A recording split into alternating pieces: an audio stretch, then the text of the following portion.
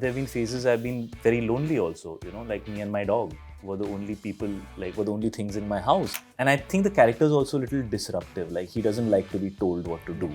And like, I think I was a little like that on the set. I'm suddenly feeling very guilty. I'm very sorry. Please forgive me. There were times when we didn't know where next month's rent would go or things like that. Sometimes, your process starts becoming a pattern. The audience kind of knows the pattern, and then your performances stop being fresh. You kind of know, acha, ye bhi aisa bolega, right? And that is the biggest fear I have as an actor. 20 years of experience, I'm a veteran actor. Legend. Yeah, bro. Legend. Oh, ledge. OG.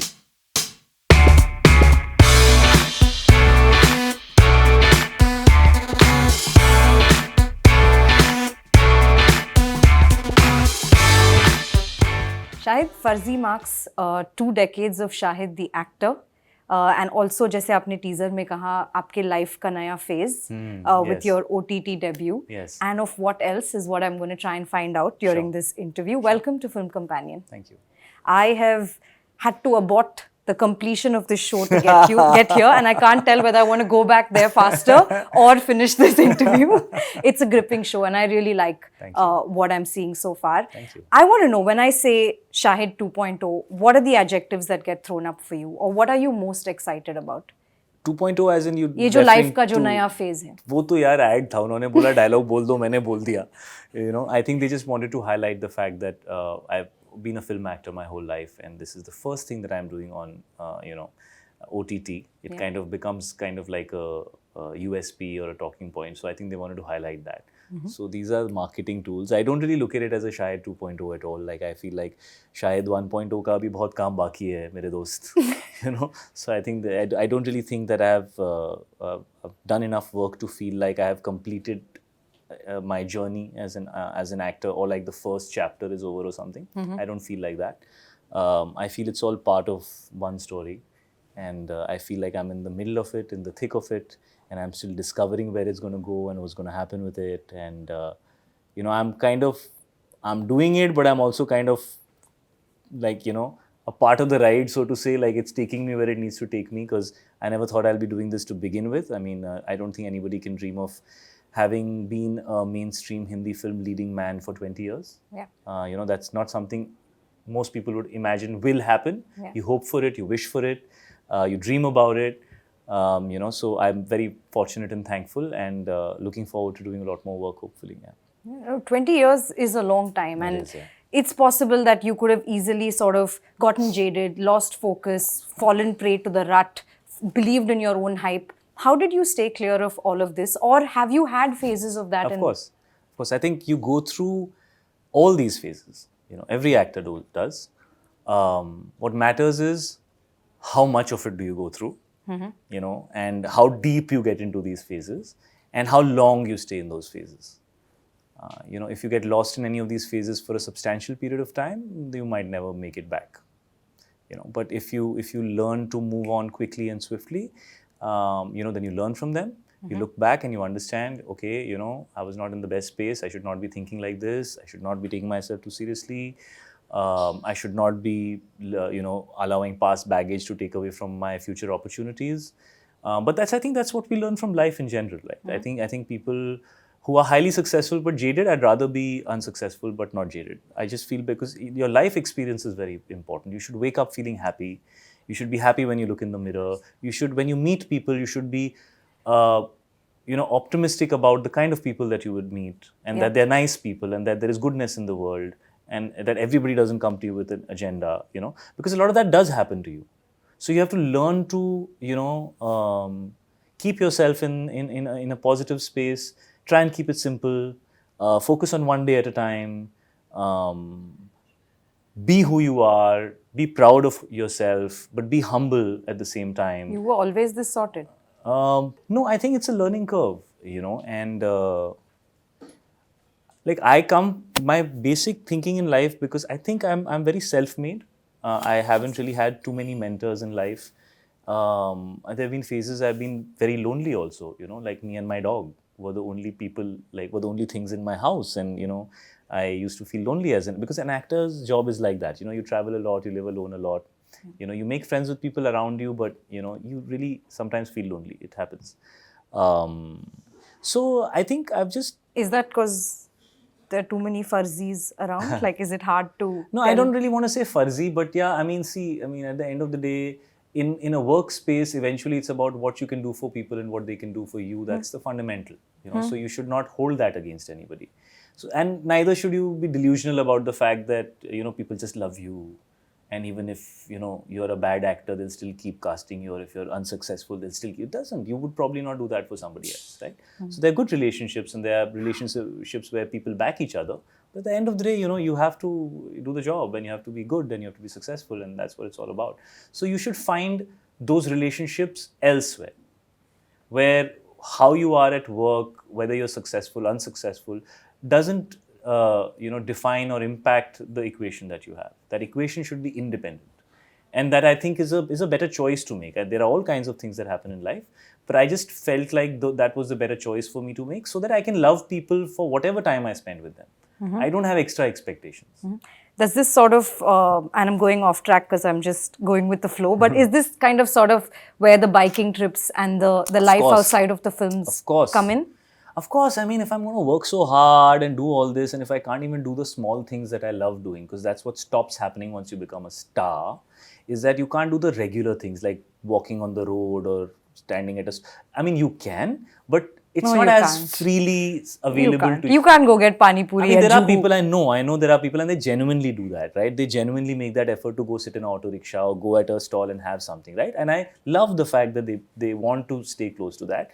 But the fact is, you can't do it as freely as you would do it otherwise, right? It comes with a lot of other things which you have to acknowledge and accept, right? So I really enjoy the small things in life, and I feel like that's what makes us who we are. And what I can offer the audience is only who I am. What more can I offer them? I can offer them different versions of myself, or I'll feed off the characters that are offered to me, but there has to be me in it somewhere. There has to be a part of me has to be in that, otherwise that character doesn't have a soul. It's just technical, and I don't really, that's not something that excites me. I actually love watching people who are doing their first or second film, because I feel like their craft is so raw. There's a lot of them in it, and I think there's more to learn from that sometimes, because it's so palpable and organic, and you can feel it. It's imperfect, but it's beautiful. So I think that's the learning curve in life also. That as an actor, you chase perfection, and then you understand there is nothing like perfect. So let's just celebrate the imperfection and be organic and real and candid and present. What's the most underrated thing about playing bad on screen? Because one can tell you're hella having a good time. I don't think there's anything underrated. I actually feel like cinema has always celebrated the rough edges of life. I think like whenever you show it as it is, of course you have to do it with a certain abandon.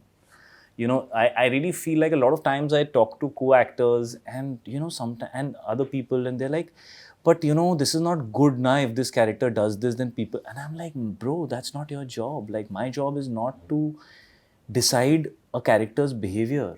It's to authentically be him, To not judge him. I cannot manipulate the behavior of a character so that people love him. I have to delve into what is on paper, because if it's been written a certain way, there is a reason why it has been written like that. So I must bring that to the fore, because I think what's most compelling is when you say it as it is. I feel it's most compelling in movies. You're like, oh, they just did it. Like, oh man, that just happened. Yeah. They showed that, and I see people reacting like that. And that's what it is, that willing suspension of disbelief. I remember I walked out of Lagan, when I watched Lagan. And, and nobody said Amir Khan. Everybody said Bhuvan, Bhuvan, Bhuvan, Bhuvan, Bhuvan. And I was like, this is magic. He's a superstar. But here, nobody is taking his name. People are talking about the cat. That is the biggest compliment any actor, star, performer, anybody can get. Yeah. That people are so consumed in watching something they know is not real. That what is real stops existing for some time because they're so consumed with that, and that is just beautiful. Yeah. Speaking of Bhuvan, your chemistry with Bhuvan Arora's Feroz is just so sparkling. Yeah. I really want to talk a little bit. He's a rage in the show. I love him. I love the two of you together. I love his accent. hey Sunny, तेरे को क्या लगता है? And he's so super. How did you guys arrive at that dynamic? We What never was the met back and before. forth? He was always meeting me and saying, "Bhai, I have not spent any time with you. I hope I don't get nervous around you." And the minute the camera came on, I was like, "You're not nervous at all." But something tells me that that was your doing. How did you make him so comfortable? I didn't actually. I mean, I don't want to take away anything from him. You know, we were just, you know, like, I don't enter us. I don't know. Like, I just like to. Everything that is going to help us achieve what's on paper is what should be focused upon. You know, what is external to the frame should not matter.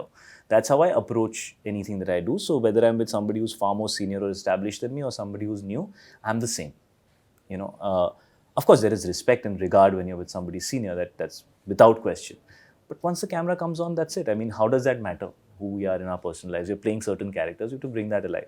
But I just feel he's a very. I would give full credit to him for that. You know, he owned it. You know, and by the time the first few days of shoot, I was like, you know, people are going to love this guy because he's got a very unique voice and you know he's got a unique, quirky personality. And we were kind of feeding off each other well. We were both bringing so out many each of the other's- dialogues yeah. felt like it could have just been improvised. And that's a compliment. Yeah. No, I know what you mean, and we felt that while we were doing it. I think, of course, a day or two of him getting more comfortable and us finding our rhythm. But then it was just flowing. You know, it was written like that also. You know, it's written in a way where, like you're saying, right? You know, when it's written well, it feels right. You know, yeah. What did Raj and DK give you that was new and fresh? What did they feed you with? This entire show, I mean, Farzi. Just their way of working. What did you find? They gave me a lot of freedom. And I have realized with time, I really excel when people give me their trust. And they gave me a lot of their trust because I was quite... What do you mean? I was very disruptive in my approach to the character. I had a hunch that I don't want to play him a certain way. And I hadn't shared that with them because I was not sure about it myself. And I don't think it was coming to me as I was prepping. And by the time I got on set, I'm very instinctive now with the way I do stuff because I feel like actors get very, sometimes, you know, your process starts becoming a pattern. And that pattern starts showing in your performances. And then the audience kind of knows the pattern and then your performances stop being fresh. Yeah. You know, you like kind of know, acha, ye bhi aisa bolega, right? And that is the biggest fear I have as an actor, that people should not be able to predict what I'm going to do or how I'm going to be, right? That's the end of it. Like, you know, not good. So they allowed me the opportunity to discover. They spent 6 months talking to me about the character and developed a large part of the show, kind of keeping me involved and, you know, bringing me into those conversations and listening to my point of view and trusting me in certain things that I was feeling strongly about Sunny. But I feel I was disruptive because I felt like that would work for the character. So, and I think the character is also a little disruptive. Like, he doesn't like to be told what to do. And like, I think I was a little like that on the set. I'm suddenly feeling very guilty. I'm very sorry. Please forgive me. You know. But so I just wanted to go with it, and I wanted to just do things, and you know. So it was coming from within. I think I connect very deeply with Sunny. Because when I came to Bombay, I was 10, and my mom was a single parent when I, you know, since I was a kid, and even from the age of 14 or 15, we lived a very low middle class life. There were times when we didn't know where next month's, you know, like rent would go or things like that. So I've seen that closely. And me and mom have kind of bonded on it because I was the elder son, you know. Ishan was chota tha wo time pe. So I think I could understand his angst because he's an artist and he's frustrated and nobody wants to give him an opportunity, and he decides to react a certain way. Of course, I didn't react like that, you know, but I understand how he feels. I understand living that life, you know. So I think I could connect with him somewhere, and I was expressing my angst through Sunny somewhere. That's why I think I was, like I said, I used the word disruptive. Well, that same Shahid has now moved into a beautiful new home with his wife and kids. There's a song in Farzi that says "Paisa ho to." Yeah. What role does money play for you today? I think necessities, things that you need, a certain amount of comfort or luxury, and security. I think those are the three things primarily that I think money provides. Yeah. You need to provide for yourself, for your family. We all do that, male or female, we all do it in our own way. And I think you can largely in today's society provide through financial security. But that's one aspect. I think life is something else that comes from other things. But, these are things that you need. So I think money does that for you. Yeah. You mentioned falling into a pattern and a rhythm. And Yes. I heard Vijay Sethupathi say in an interview that you Yes, were in yes, as I well was so that surprised he's when he said hired it. an acting coach I now. was like so That was fascinated when he incredible. said that. It was incredible. Yeah. I loved it. What do you find yourself doing to sort of just tweak I'm the not craft? good with authority. If somebody tells me to do this, I'll definitely do the opposite. Having said that, I'm very spiritually inclined. Okay. So I have a spiritual connection with God, and that is a big part of my life. But I don't know. I don't know. That's just how I am. Yeah. Finally, before I let you go, what's with the 20 years of experience that you do have now? Ooh, 20 years of experience. I'm a veteran actor. Legend. Yeah, bro. Legend. Oh, ledge. OG. What's Love a piece it. of advice that you would have given the 22-year-old Shahid that had just signed Ishq Vishk? Oh my God. The ways of this industry. I don't know. I don't know what I would tell him. I don't know. I save him some of the heartache, man. I do that for Ishan all the time. He doesn't listen to me. I'm like, wait, मैं बता रहा हूँ तेरे को यार. भाई आप रहने दो. You're very outdated. This life has changed a lot. So I don't know. Like I don't even know if that opinion matters or not. I would just tell him to enjoy himself and believe in himself. I think those are the two things that you need to really hold on to. We are here because we love what we do, and when nobody believed in you, you believed in you. So always believe in you. Just because people started believing in you, don't be dependent on that. Always depend on what you believed in. Always. Be you. That's clearly held you in good stead. Thank you. I can't wait for the world to see Farzi. Thank you for chatting with me. Thank you. It's a pleasure. Thank you.